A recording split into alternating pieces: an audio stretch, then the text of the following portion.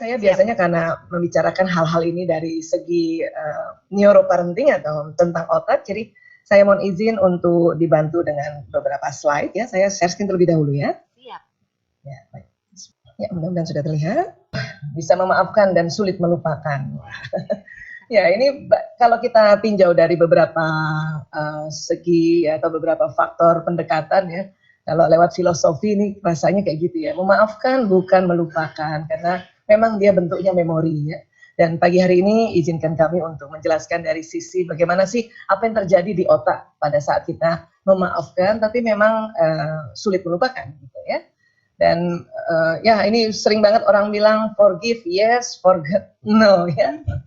Dan ini lebih ini lagi ya, forgive yes, forget never. Ya. Dan sebetulnya apa sih yang terjadi kalau kita ya mengalami satu masalah yang mengikat emosi yang intens ya. Jadi hari ini kita cerita dari sisi apa yang terjadi di otak dan mohon izin inilah otak manusia yang Allah ciptakan. Ada otak besar, ada otak kecil, kemudian otak terbagi dua, belahannya kanan dan kiri. Kemudian diletakkan di dalam kepala yang dilindungi oleh lapisan-lapisan termasuk lapisan tengkorak. Ya, Masya Allah. Dan kemudian di dalam otak ini, ya kalau kita lihat dari samping ya, jadi ada otak besar dan ada otak kecil. Kemudian kalau kita lihat dari atas, ini memang betul-betul terbelah. Ya tidak ada sambungannya, baru nanti di dalam sedikit di tengah baru ada sambungannya ya. Dan inilah makanya kalau kita lihat dari atas otak ini dikatakan terbagi belahan kanan yang dahi di sini ya, kemudian juga belahan kiri ya. Ini otak kita dan di dalam kalau kita lihat ini otak ini dia bentuknya bergirus-girus gitu ya, meliuk-liuk ya, karena sesungguhnya di dalamnya itu banyak sekali tali temali ya, tali temali dari persarafan yang sangat panjang yang kemudian Allah desain digulung ya sedemikian rupa. Dan pernah para ahli bercerita ya, dia mengumpamakan otak manusia seandainya didesain oleh Tuhan katanya, kalau dia tali temalinya itu disambung makin memanjang, itu panjang sekali ya. Supaya lebih gampang diingat kita bicara ekstrimnya, katanya panjangnya sepanjang Jakarta Bali ya, pulang pergi. Ya seperti itu Bu Kartika. Ya jadi kita bersyukur terlebih dahulu bahwa otak kita Allah gulung ya. Karena kebayang kalau otak manusia semua sepanjang Jakarta Bali seperti apa itu groundednya, dan inilah yang terbentuk girus-girus seperti ini. Ya. Baik, kemudian di dalamnya apa sih bentuk sarafnya itu kayak apa atau bentuk selnya ya? Alat ini Functional Magnetic Resonance Imaging atau fMRI ya. Ini yang membantu saat ini bisa mendeteksi otak orang masih hidup.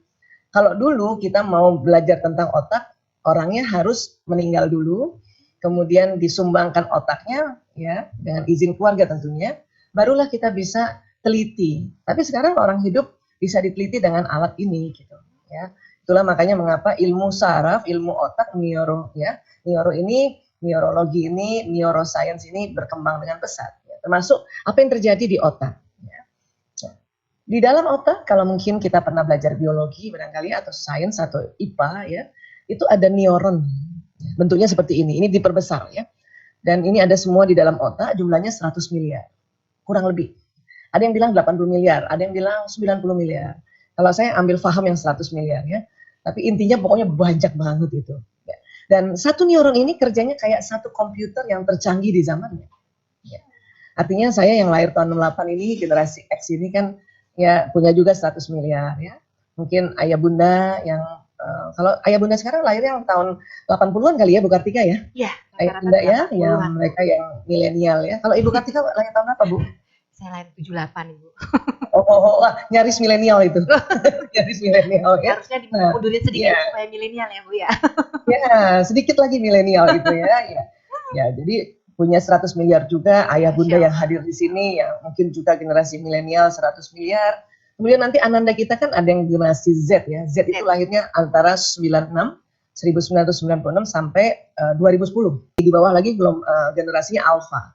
Ya, yang mulai dari 2011 sampai sekarang bahkan sampai 2025 nanti lahirnya ya. Mereka punya 100 miliar juga. Tapi kata para ahli ya, satu neuron ini kan seperti satu komputer, kerja satu komputer yang tercanggih di zamannya. Artinya saya punya 100 miliar, Bu Kartika punya 100 miliar, mungkin Bapak Ibu guru yang hadir hari ini juga 100 miliar, anak-anak kita juga 100 miliar gitu ya. Tapi otak mereka lebih canggih. Ini harus diakui. Ya. Apa canggihnya 100 miliarnya otak-otak generasi yang baru? Ya, kecanggihannya adalah ya daya tampung memorinya. Jadi kalau komputer sekarang kan apa? RAM-nya lebih besar. Ya, begitu ya. Makanya generasi sekarang ini itu jauh lebih cerdas dan pintar sesungguhnya. Makanya mereka nggak suka kalau kita nih sebagai orang tua, baik orang tua, bapak ibunya kah atau gurunya, pantang ya menghina mereka atau melabel mereka sebagai generasi mecin. Itu sedih loh Bu. Ya, generasi galowers itu mereka sedih gitu kan. Ya, karena mereka bilang saya kan nggak tahu kalau mau dilahirkan era sekarang gitu. Tapi para ahli mengatakan neuron mereka itu lebih canggih sebetulnya. Ya. Dan kalau satu neuron ini kita ibaratkan satu laptop barangkali ya. Nah kabel yang panjang inilah nanti kabel yang menuju stop kontak gitu ya. Dan bayangkan stop kontak kalau kita aja cuma satu ini sudah bercabang ini. Ya. Dan di ujung-ujungnya kita sebut akson terminal ini. Dan kemudian nanti di pinggir-pinggir ini kan adalah potensi sambungan koneksi misalnya laptop kita dengan laptop yang lain atau laptop dengan apapun sambungannya gitu ya. Tapi kalau laptop yang manusia buat saja itu pinggirnya tuh paling cuma 5 potensinya untuk tersambung-sambung. Kalau kita satu neuron ini bisa 20.000 ya potensi koneksi dengan neuron yang lain. Ya, itu luar biasanya tuh, luar biasa. Dan kalau kita lihat nanti koneksi neuron tuh di ujung-ujungnya itu jadi antara neuron sel otak kabel-kabelnya itu begini kurang lebih. Ya. Nah nanti bentuknya kayak gini. Jadi ini sambungan, sambungan. Kemudian neuron itu ujung-ujungnya itu kabel-kabelnya itu ternyata ya sambungannya tidak menempel secara fisik. Jadi ada celah, ada celah. Ya. Dan apa yang nanti membuat menempel antara kabel satu yang dengan kabel yang lainnya di otak manusia? Ya. Allah menciptakan ada namanya zat kimia yang namanya neurotransmitter. Dia akan keluar dari satu neuron ke neuron berikutnya. Nanti ini juga begitu terus. Dan ini proses kimia terjadi dan proses fisika terjadi di sini. Jadi ini ada sambungan listrik. Ya. Beberapa ahli mengatakan begini, untung ya katanya ya. Ini karena ilmuwan ini kadang-kadang sekuler, tapi kadang-kadang mereka kalau menemukan sesuatu langsung ingat Tuhan juga ya. Apa yang mereka bilang untung Tuhan ya menciptakan sambungan neuron tidak menempel secara fisik. Ya. Kenapa? Karena ternyata kalau sambungannya adalah hal-hal yang baik, hal-hal yang positif tentu menyenangkan untuk diingat, sangat diingat. Tapi kalau sambungannya hal-hal buruk, hal-hal yang negatif, maka bahaya kalau ini tersambung secara fisik. Tidak ada kesempatan untuk menterapi ulang atau merilis ulang. Ya. Nah, bahkan dikatakan walaupun tidak menempel secara fisik, pada saat kita mengalami satu peristiwa, satu masalah, satu kejadian yang mengikat emosi negatif, maka neurotransmitternya ini kencang sekali, Termasuk juga emosi yang positif, ini kencang sekali. Ya, ininya nih. Jadi kalau misalnya kita analogikan neurotransmitter ini terhadap neuron ini dengan neuron lain, itu kita katakan sebuah lem, ya. Mungkin kalau kita mengalami satu peristiwa yang mengikat emosi yang intens, nah ini lemnya lem Korea kali ya, yang susah banget lepas. Tapi kalau yang biasa-biasa aja juga terkeluar neurotransmitter, tapi mungkin lem kanji gitu ya. Lem kertas gitu ya Bu ya. Ya, itulah makanya Bu Kartika dan Ayah Bunda dan Bapak Ibu semuanya yang hadir ya. Kalau kita menghadapi satu masalah yang membuat kita sangat marah, sangat sedih kah, atau sangat cemas, atau pokoknya sangat gitu ya. Itu sambungan di otak itu, ya sambungannya ini neurotransmitternya ini kencang banget. Ya, lemnya kencang banget. Ya. Walaupun ini nggak nempel, apalagi kalau nempel, ini masih ada celah di sini. Itulah makanya mengapa ya pada saat kita ya, bertemu seseorang atau peristiwa yang membuat emosi negatif kita intens, ya kita tuh nggak bisa lupa itu, tapi bisa memaafkan. Prosesnya di mana nanti memaafkan? Prosesnya adalah di sini juga. Diapakan? Ya paling tidak kalau kita kembali ke analogi kalau yang tadinya waktu mendapati peristiwa itu atau mengalami peristiwa itu ini kencang sekali lemnya Korea gitu, dan pada saat memaafkan ini lemnya sedikit luntur. Mungkin jadi lem yang lebih rendah lagi dari lem kekuatan lem Korea gitu. Tapi kalau memaafkan berulang-ulang dia makin luntur lagi. tapi jejas ini ya tidak bisa hilang sama sekali. Ya sudah ada koneksi jejasnya. Ya, bekas lemnya tuh ada di dalam. Kalau kita melem sesuatu, walaupun kita sudah bersihkan pakai tisu basah dan sebagainya, dia bekas lemnya ada. Itulah makanya tadi dikatakan bisa memaafkan, sulit melupakan. Atau orang bilang memaafkan itu bukan melupakan. Ya. Fitrah berarti ya Bu ya itu ya. Ya. Sebetulnya untuk apa sih? Ya, sebetulnya untuk sebuah pembelajaran lagi. Pada saat kita mengalami peristiwa yang misalnya ya, kita tertipu gitu ya, tertipu entah siapa yang menipu ya. Kalau orang lain saja mungkin memaafkannya lebih gampang, tapi kalau keluarga dekat, ini ya, kenceng banget ininya transmitternya keluarnya. Ya. Kemudian kita memaafkan, tapi selalu ingat itu. Untuk apa? Untuk sebuah pembelajaran. Satu ketika dia datang lagi, ya misalnya orang tersebut datang lagi, kita punya memori bahwa dia sempat ya melakukan ya sesuatu yang tidak benar, tidak baik, tidak pantas. Masa keluarga sendiri, kakak sendiri atau adik sendiri ditipu misalnya. Jadi ingat aja, ingat untuk apa? Berhati-hati. Itu salah satu ya dari mungkin jutaan hikmah yang belum lagi terungkap. Ya, nah seperti itu.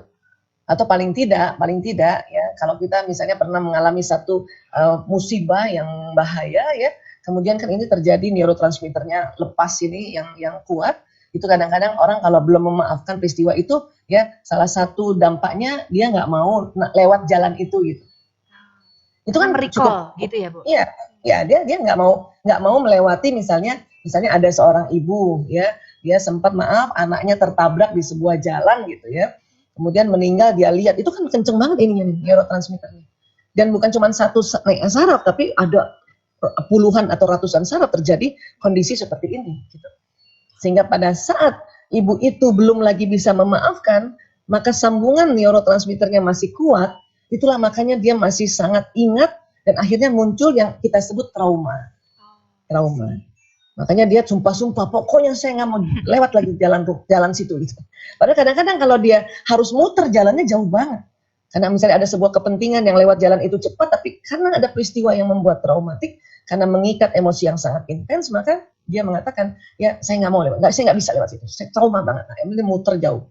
Ya, nah itu kan sebetulnya menyulitkan kalau kita tidak memaafkan ya kondisi-kondisi seperti ini atau peristiwa-peristiwa seperti ini. Dan semakin kuat mungkin ya Bu ya itu ya. Ya kalau kita betul. tidak kalau langsung melupakan. Ya apalagi diingat lagi, makin kuat. Ya. Nah, jadi kalau ya ini ya kita lihat dia terjadi peristiwa fisika dan juga peristiwa kimia. Ada listrik nih Bu, kenceng banget. Ya. Terkadang kalau dia terlalu berat itu kadang listrik itu bikin hangus, ya. Ada juga penelitiannya Liz Elliott itu yang seorang ibu dan seorang neuroscience ini ya dia pernah nggak sengaja bentak anaknya itu angus dia punya neuron itu. Ya. Ini yang terjadi seperti ini dan ini nggak cuma satu, ini kita contoh satu supaya lebih perjelas lagi apa yang terjadi ya. Jadi di otak kita ini akan ada setiap saat, bahkan dikatakan ada 2 juta informasi setiap detik masuk ke otak untuk membuat sambungan atau koneksi-koneksi neuron di dalam otak kita. Ya, baik mengambil dari informasi dari mata, telinga, penghidup, pengecap dan sebagainya. Ya, ada yang kita lihat sambil lalu dan sebagainya itu adalah hal yang masuk semua gitu. Nah, tapi kemudian kita perhatikan juga ya, ada beberapa sambungan yang masih tipis, ada beberapa yang sudah tebal kayak gini. Biasanya sambungan yang tebal kayak gini ya adalah sambungan yang sudah berulang-ulang. Misalnya kita belajar gitu ya, kita ulang-ulang, kita baca Quran kemudian kita hafalkan ulang-ulang kan. Makanya kenapa ada konsep repetisi, ada konsep murojaah. Itu supaya sambungan neuronnya itu berulang dan tebal jadi. Ini yang membuat kita mengingatnya lebih ingat bagian sini dibanding yang bagian lain. Dan pada saat sesuatu hal yang membuat kita mengikat emosi yang intens dan kemudian berulang-ulang tentu akan begini juga. Ya, akan begini juga apalagi walaupun misalnya ya kejadiannya cuma 1 kali, tapi kan diingat terus, ya itu akan membuat ya ketebalan dari sambungan neuron ini karena kita ingat berulang. Ya. Inilah maka makin tebal ini, makin tebal. Yang bahaya adalah Bila koneksinya ini lebih banyak negatifnya, maka mengganggu kita punya aktivitas, kita punya cara berpikir, atau kita punya hal-hal yang saat ini yang bahaya. Ya, nah ini. Jadi itu di mana sih terjadinya? Nah ini kalau di otak ini kan ada bagian-bagiannya ya. Yang paling depan ini namanya lobus frontalis paling depan. Di sini banyak sambungan neuron kayak tadi ya. Dalam bentuk nanti sebuah peristiwa kah, sebuah ilmu kah, sebuah nasihat itu masuk di dalam lobus frontalis seperti ini. Ya, jadi memori ini banyak sekali di sini. Ya, sejak kita dalam rahim ibu, bukan lagi baru lahir, rahim ibu ini sudah merekam sebetulnya. Ya, sampai detik ini. Ya, sampai kapanpun juga kalau ada misalnya kita sebuah memori, apa yang kita lakukan hari ini itu terjadi sambungannya. Ada yang kita perhatikan, ada yang kita tidak perhatikan, ada yang sambil lalu tetap terjadi sambungannya. Dan luar biasanya 100 miliar potensi itu yang ada di otak ya, wabil khusus di bagian lobus frontalis ini, itu kata para ahli kalau sampai kita umur 100 tahun pun ya belum semua sambungan neuron tersambung. Artinya kita ada kabar gembira sampai umur berapapun kalau kita banyak belajar, banyak punya pengalaman, itu masih banyak sambungannya, potensinya di sini. Ya, Masya Allah. Baik, kemudian kalau gitu ya, apa yang terjadi selain nanti yang di lobus frontal itu, dia akan ada ya interaksi lagi dengan bagian-bagian otak yang lain. Dan tetap bentuknya kayak ya peristiwa kimia dan peristiwa fisika seperti ini. Nanti akan ada interaksi dengan lobus parietalis tentang watak, tentang bakat ya. Nah, ini bagiannya Bu Kartika nih kalau watak, bakat ya. Kemudian akan ada satu sambungan lagi dengan otak emosi, sambungannya lagi dengan ya otak yang bagian belakang dan sebagainya. Ya, jadi seperti itu setiap detik bayangkan, Masya Allah. Ya. Jadi kalau kita lihat dalam bentuk statisnya kayak gini, jadi kalau kita lihat ada sambungan yang tebal ini, ya ini berarti peristiwa tersebut atau kejadian tersebut atau sesuatu itu kita sudah ulang-ulang. Entah itu pelajaran, entah itu sebuah nasihat, entah itu sebuah peristiwa, ya, atau sebuah ilmu dan sebagainya. Ini kalau yang tebal ini berarti berulang-ulang. Ya, kalau konsep ketebalan neuron di dalam ilmu neuroscience, yang tebal ini kita sebutnya pintar. Jadi pintar itu adalah kita mengulang-ulang dalam sebuah pelajaran misalnya ya, atau sebuah ilmu pengetahuan. Jadi kalau anak saya tanya, Bu, aku nggak pinter. Nah, gimana caranya? Ulang-ulang aja. Ulang aja pelajaran itu, baca lagi. Itu kamu jadi pintar. Kenapa? Sambungan neuronmu ya itu akan menjadi tebal. Itu pintar. Termasuk labeling ya Bu ya. Tuhan kita melabel anak pinter. Ya bisa. Jadi dia Pokoknya konsep juga gitu ya. Ya, apapun yang kita lakukan repetisi, baik ucapan sendiri maupun telinga si anak mendengarkan atau mata melihat, menghidu berkali-kali, mengecap berkali-kali, melakukan gerakan berkali-kali, ya itu bisa tersambung seperti ini. Ya. Makanya nggak boleh tapi nanti ya ini pintar. Ya, makanya kalau kita mau anak pintar ya suruh aja ulang-ulang. Ya. Nah, kalau cerdas bagaimana konsep neuron pada orang cerdas? Cerdas itu adalah ya kemampuan kita untuk menyambungkan neuron yang baru, hal-hal yang baru, supaya dia tersambung banyak. Nah, sesuatu yang kita sambung banyak itu menjadi cerdas. Dan kalau kecerdasan itu diulang-ulang nanti menjadi pintar. Kita kan mau pintar dan cerdas ya. Nah, saya hari ini walaupun lewat virtual kan saya melihat wajah Ibu Kartika, itu di otak saya sudah tersambung. Ya, satu ketika lagi kita masih virtual lagi, kita nyambung lagi. Makin paham tuh saya ya. Suatu ketika kita offline ketemu itu udah lama banget kita ketemu. Kenapa? Karena ya sudah ada pengulangan kan, gitu. Cuman kalau pintar saja itu nanti rugi. Misalnya nih saya tahun ini insya Allah 23 tahun ngurus narkoba. Di otak saya ciri-ciri orang pakai narkoba itu otak saya sudah pintar. Tapi kalau saya ngurus narkoba terus, hanya pintar itu saja nanti nggak cerdas hal yang lain. Itulah saya makanya sengaja untuk mempelajari ilmu-ilmu lain lagi atau keluar dari bidang narkotika walaupun tetap dalam rangkaian preventif ya. Makanya kita berbagi seperti ini ya. Jadi untuk nyambungkan neuron-neuron yang lain. Ya. Makanya para bunda kalau mau cerdas ya sering jalan-jalan. Kenapa? Ya itu tadi nih karena bisa ketemu orang lain baru maka tersambung. Lihat sesuatu yang baru tersambung, mendengar hal yang baru tersambung. Ya. Cuman sayangnya pas pandemi ini kita mulai ya, kita kecerdasannya lewat virtual aja. Ya, ya, nah, jadi ini yang terjadi ya, termasuk memori. Kalau memori itu dia menghadapinya berulang-ulang maka tebal, jadi makin ingat ya, atau dia tidak mengalami peristiwa yang sama tetapi diingat lagi makanya nih ingat terus makanya ya. Nah, ini yang terjadi sebetulnya ya. Baik, berikutnya ya kita belajar satu bagian lagi ya, ini teman-teman psikolog kan mempelajari kuat ini ya. Ada yang namanya the limbic system atau otak yang bertanggung jawab dengan emosi, itu berada di tengah otak ini. Sebuah sistem di tengah otak, ya. Inilah yang nanti mewarnai ya sambungan neuron tadi. Ada sambungan yang biasa-biasa aja karena tidak melibatkan emosi yang intens. Ada sambungan tadi neurotransmitternya kuat sekali, keluarnya zat kimianya kuat karena ada kaitannya dengan emosi gitu. Ini yang membuat nanti hidup manusia dinamis, ini emosi. Dan letaknya di tengah otak, Masya Allah. Ya. Semua manusia ada, bahkan ini sudah bekerja sejak dalam rahim seorang ibu. Itu makanya kalau ibu hamil, ibunya baper, ibunya sedih, itu bayinya nggak enak itu dia mungkin pasti ya dia goyang tuh Bu, nyikut kan, nendang kan, apa segala macam. Ya, nah jadi semua manusia ada limbic system ini. Bahkan hewan golongan mamalia ini juga punya limbic system. Inilah sering disebut ini otak mamalia.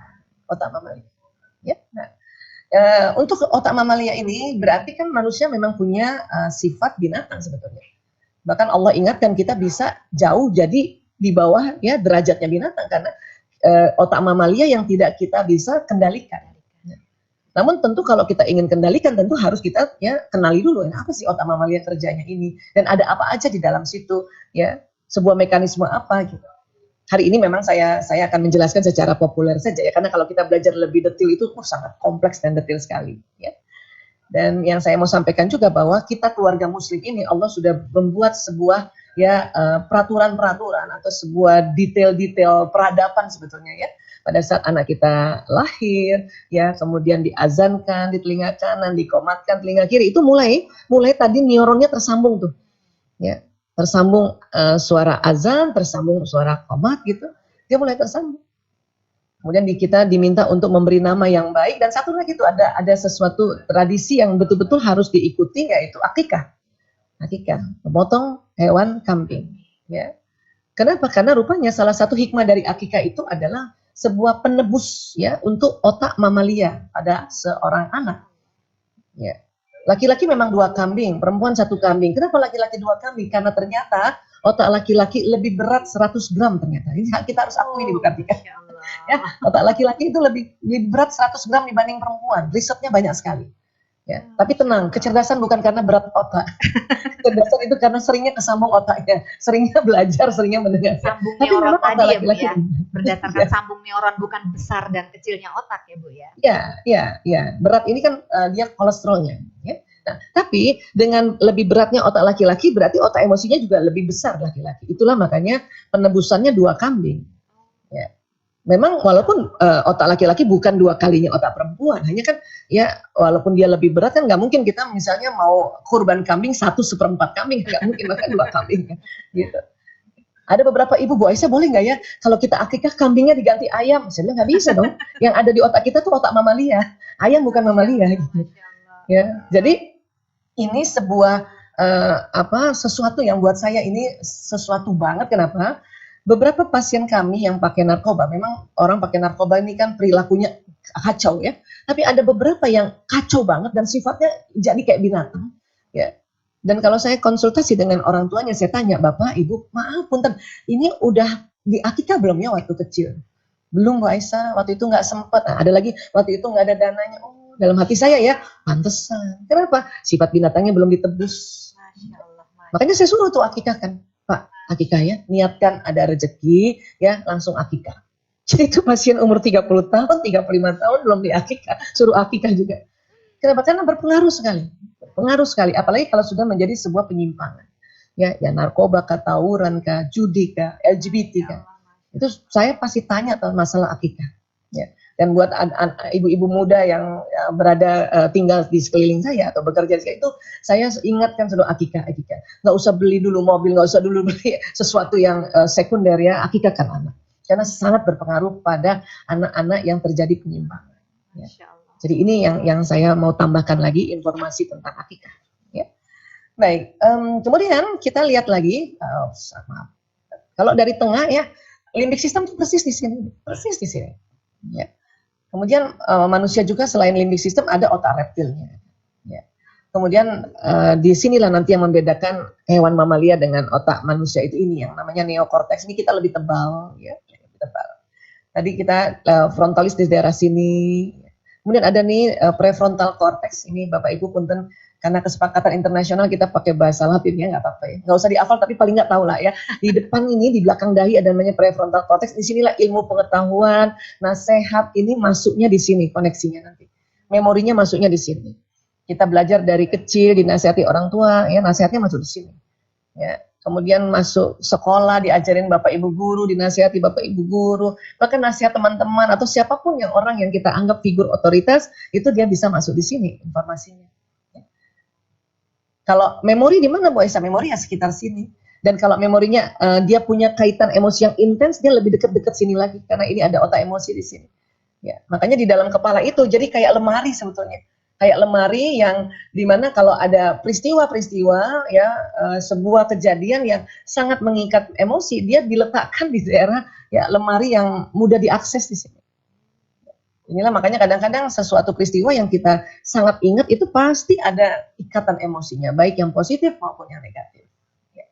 Nanti di tempat lain dari neokortex, kurang lebih di daerah parietalis ini ada program juga yang Allah sudah berikan, yaitu program watak, multiple intelligence, bakat, nah ini ada sekitar sini, dan selebihnya ada program-program tentang gerakan dan sebagainya. Ya, nah, kemudian kita kenali juga dulu ini ada otak reptil. Otak reptil ini adalah otak yang Allah desain untuk ya membuat manusia ini berhati-hati atau bisa menyelamatkan diri kalau ada serangan dari luar, serangan orang jahat ya, atau serangan binatang buas dan sebagainya. Ini otak reptil langsung tegang. Pada saat otak reptil tegang, yang lain ya dia terblokir dulu semuanya. Ilmu kan di sini. Artinya ya kalau contoh kita keluar rumah nih, tiba-tiba kita maaf ya, nauzubillah min dzalik, ada copet nih. Itu yang bekerja langsung otak reptil. Apa respon dari otak reptil pada saat otak reptil bekerja? Nah, supaya gampang dan supaya nggak susah-susah ingat, Allah membuat sebuah respon yang kita sering sebut fight or flight, serang atau kabur. Atau kita dikejar misalnya binatang buas kayak apa saja ya, mungkin anjing gitu ya. Itu otak reptil bilang ya serang atau kabur tuh. Ya, mungkin kita serang itu, hush, itu kan kita nyerang itu, fight itu, atau kabur atau lari, atau bahkan kita lempar batu, lempar seperti itu. Ya ini batang otak ini. Dan pada saat batang otak ini bekerja, ini otak ilmu ini juga berhenti dulu untuk terakses ya, dia diblokir sementara.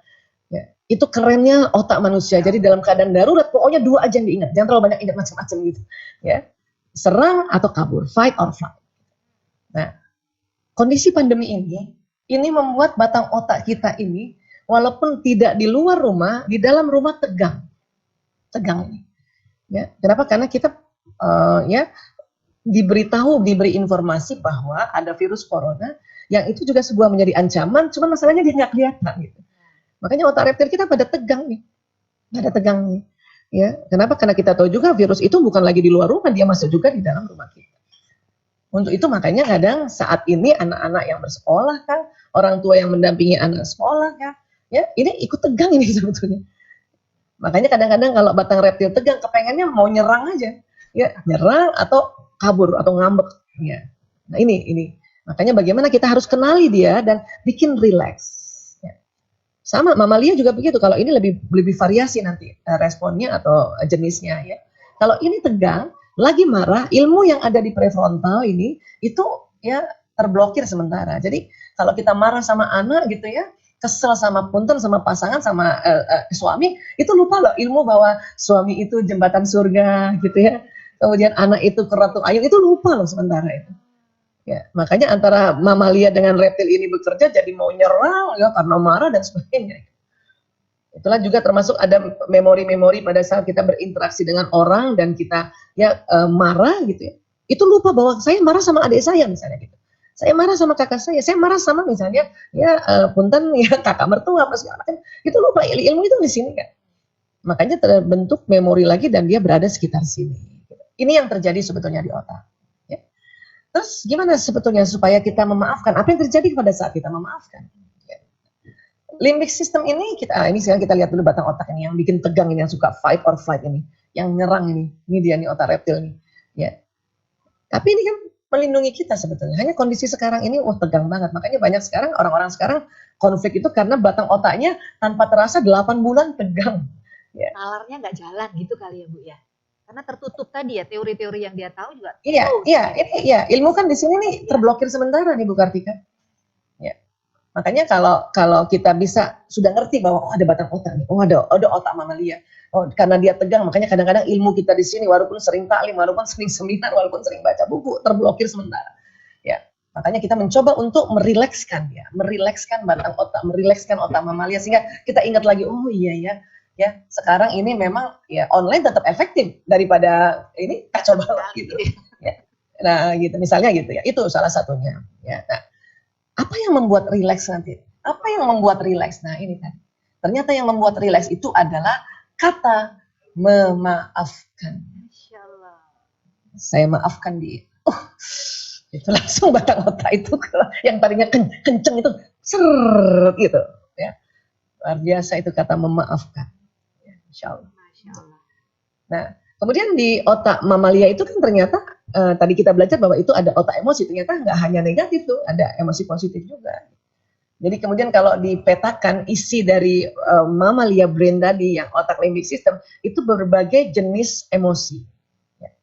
Memang variasi sekali, ada para ahli yang mendetailkannya lagi. Ya, kalau saya ambil yang seperti ini. Kok kayak tangga Bu Isa? Iya, karena setiap emosi itu pas waktu diteliti atau diukur pakai EEG, elektroencephalogram, dia ternyata ada frekuensi yang berbeda. Waktu dipetakan, loh kok kayak tangga ya? Gitu. Pada anak-anak apa sampai sebegini? Enggak, anak-anak itu sampai dia akil balik, level emosinya lebih sederhana. Hanya sedih, takut, marah, dan semangat gitu. Ya, tapi kalau kita sudah kayak kita gini, ini lebih variasi. Dan kalau digabungkan dengan ilmu hawa nafsu, ya itu tadi nafsu itu kan limbic system, ya. Maka nanti terbagi 3. Nafsu lawamah itu kalau kita gabungkan ya ini ya pembagiannya ya, itu adalah emosi apati, sedih dan takut. Ya, apati rendah sekali 50 Hz karena apati ini adalah emosi sedih yang berkepanjangan sehingga merasa nggak ada gunanya saya. Nah ini. Dan ini bahaya nih, kalau ini nggak ada gunanya berhari-hari, berminggu-minggu, nggak cepet-cepet ya dibantu untuk naik ke atas ya, maka dia akan jatuh ke level emosi yang namanya depresi. Depresi itu ciri-cirinya udah merasa nggak berguna banget, dan lebih baik saya mati, itu depresi. Ya, di bawah ini. Dan depresi bukan level emosi yang lazim pada manusia, apati masih lazim. Cuman bahayanya ini kalau tidak dibantu, dia akan turun ke bawah. Ya, nah, kemudian di atasnya sedih lebih tinggi, di atasnya lagi ada takut. Kemudian masuk lagi ada las buru-buru nih, kalau kita sebagai ibu ya mau buru-buru aja pokoknya ya. Bukan semangat, kalau semangat di sini, semangat ini lebih gembira. Kalau buru-buru itu ada nuansa takut sama marah. Ya. Nah, itu sudah masuk nafsu amarah ya. Marah dan sombong ada di sini. Ya, kesel tuh di sini dan sebagainya. Ya. Kemudian seperti tadi kita bicara bahwa emosi bukan hanya negatif, dia ada yang positif juga. Nafsu juga bukan hanya negatif, dia ada yang positif juga yang kita sebut mutmainnah. Itu mulailah dari courageous ini, semangat, ya, berani. Beraninya bukan berani karena marah ya, berani karena semangat gitu, gembira. Jadi sudah 200 Hz ini. Kemudian di atasnya lagi acceptance 350 Hz dan di atasnya peace ya 600 Hz dan tertinggi adalah emosi yang bernuansa pencerahan, enlightenment antara 700 sampai 1000 ya. Dan semua emosi ini ada di otak kita, dia nggak bisa hilang. Yang terjadi adalah ya dia naik turun, udah turun naikkan lagi turun lagi, naikkan lagi turun lagi. Ya ini memang begitu. Ya. Kalau kita bilang ya Allah hilangkan marahku, nggak bisa hilang. Ya. Yang lebih tepat ya untuk otak itu ya Allah angkat marahku, ya diangkat. Ya Allah angkat takutku, angkat. Supaya apa? Karena kita mau naik, dia mau naik level. Ya, karena makin tinggi itu makin positif dia punya energi emosinya. Gitu. Makanya anak sekarang bilangnya move on, naik ke atas. Ya, betul. Sudah naik ke atas bisa turun lagi loh, bisa turun lagi. Itulah makanya mengapa kadang-kadang saya udah maafin ya, tapi kok saya kesel lagi ya kalau lihat orang itu gitu ya. Karena suatu dia memaafkan dia berada di acceptance ya. Makin sering dia katakan saya maafkan dan udah mulai peace gitu ya. Habis ikut kajian bahwa dikatakan bahwa memaafkan itu derajatnya lebih tinggi. Oh kita di enlightenment, di pencerahan gitu. Tapi kenapa pas lihat lagi dan itu orang songong gitu ya, selin gitu ya, bisa turun ke sini, masuk lagi ke marah, ya, jengkel lagi. Kenapa? Dan ini lazim. Yang penting adalah pada saat kita tahu bahwa kita ada di bawah lagi, ya cepat-cepat naik lagi ke atas. Kenapa? Karena pada saat kita berupaya bisa cepat-cepat naik ke atas itu, ya kita jauh lebih beruntung. Benefitnya lebih banyak. Atau kalau bahasa kita, pahalanya jauh lebih banyak. Kenapa? Ini lebih beruntung karena berada di zona ini, namanya zona ikhlas. Ya. Tapi masih juga kita, gemes banget karena nginget lagi ya, mungkin dia terlalu bikin seseorang terluka, ya itu bisa jatuh lagi, Pak. Atau mungkin ketakut gitu. Anak-anak mungkin suatu ketika dia trauma, barangkali ada mungkin ya dibully, itu bisa jatuh ketakut. Ya, kita ajarin anak, maafkan ya nak. Oke, dia sudah naik ke atas, sudah bisa di acceptance. Ya, tapi pas lihat lagi karena orang yang dia sudah terima dan maafkan ini ternyata masih juga ya berperilaku buruk, itu bisa jatuh lagi ketakut. Nah ini, jadi memaafkan itu dia berada di level emosi. Membuat mamalia dan reptil tadi yang tadinya tegang, dia menjadi rileks. Tapi bisa tegang lagi, rileks lagi, tegang lagi, rileks lagi. Nah, kondisi yang ada di memori yang di sekitar neuron tadi, ya, kalau kita lihat ini ya, nah itu kan tadi ada memori sekitar neuron sini nih, ya, neuron memori yang di sekitar limbic system ini. Nah, itu karena dia terlalu dekat dengan posisi otak emosi, nah itulah juga ya kadang-kadang kita ingat terus gitu. Ingat, tapi kita maafkan. Ingat, kita maafkan. Ya. Berkali-kali kita bilang, ya semua saya maafkan dia ya. Berkali-kali maka ya mulailah nanti sambungan neurotransmitter atau lem Korea tadi mulai mengendor, mulai rilis, mulai. Ya. Itu kerennya kata memaafkan. Dilafalkan itu ya Bu ya. Ya, disampaikan. Itu kalau dilafalkan jadinya dia 2 kali kita melakukan insight ya. Satu diomongin karena agak keras, telinga mendengar. Iya. Maka informasinya masuk ke dalam batang otak dan juga otak mamalia. Ya Allah, saya maafkan dia. Masya Allah. Ini yang terjadi sebetulnya ya kalau kita memaafkan. Keren banget sebetulnya. Ya. Baik, kemudian gimana caranya juga ya untuk kita berada di level yang di enlightenment. Ini surat Al-Baqarah 153 ya. Bismillahirrahmanirrahim. Ya ayyuhallazina amanu sta'inu bis-sabri was-shalah innallaha ma'as-sabirin. Hai orang-orang yang beriman, jadikanlah sabar dan sholat sebagai penolong. Sesungguhnya Allah bersama orang-orang yang sabar. Rupanya pada saat kita sabar dan sholat itu kajian di otak emosi itu levelnya bisa naik ke atas. Apalagi sholat. Tanpa terasa rakaat demi rakaat kita naik level emosi. Bisa jadi sampai di enlightenment. Atau paling tidak peace, damai tadi. Ya, paling tidak di sini. Kenapa? Mungkin karena sholatnya ya belum lagi tumak nina gitu. Ya, kalau belum tumak nina buru-buru kira-kira di mana? Dia naik juga, tapi belum tentu sampai ke sini. Kita lagi marah, sholatnya buru-buru, naik levelnya karena rakaat demi rakaat, tapi mungkin baru sampai di sombong gitu. Jadi habis sholat masih kesel juga, masih sombong aja. Dia nggak tahu siapa gue, gitu. Udah naik, tapi karena terburu-buru. Makanya mengapa kita pelan-pelan ya untuk lakukan sholat dengan tumanina. Pelan-pelan karena nanti dia naik. Apalagi misalnya kita ya lagi kesel nih sebelum zuhur nih. Kemudian sudah azan zuhur kita sholat, tapi kita tidak hanya ambil fardunya, kita ambil ya sunnahnya, kita ambil qobliyahnya dulu. Kemudian kita fardunya kita ambil ya kita tegakkan, kemudian habis itu ba'diyahnya. Maka kan rakaatnya jauh lebih banyak. Ya, menjadi 8. Maka dia bisa sampai di selesai sholat itu ada di enlightenment, pencerahan sih. Ya. Apalagi yang bisa ada di pencerahan ini, baca Quran. Itulah kita harus ya luruskan niat untuk baca Quran ya sehari minimal 1 ayat atau mengkaji Quran. Ya. Seminar, tausiah itu kan dalam rangka mengkaji Quran. Makanya pada saat kita habis tausiah kah atau habis dengar seminar kah atau Bapak Ibu guru habis mengajar itu kita bisa ada di sini enlightenment pencerahan. Ya. Dan ini keren ini 700 sampai 1000 Hz ini ya kondisi ini kalau dari sisi kesehatan ini meningkatkan imunitas tubuh dan meningkatkan vitalitas. Dan kondisi sekarang itu yang dibutuhkan kan imunitas tubuh dan vitalitas ya. Nah, jadi ini ya keren sebetulnya. Sabar itu apa sih? Sabar itu kan bahasa Arab sabaru yasbiru artinya menahan. Artinya kalau kita marah, kita tahan untuk apa? Supaya kita tidak jatuh ke bawah. Kalau ke bawah menekan namanya. ya, atau tidak kita labrak orang yang kita marah sama orang itu. Makanya menahan itu sabar. Nah, pada saat menahan, kita melakukan manajemen emosi untuk kita naik ke atas gitu. Itu sabar, ya.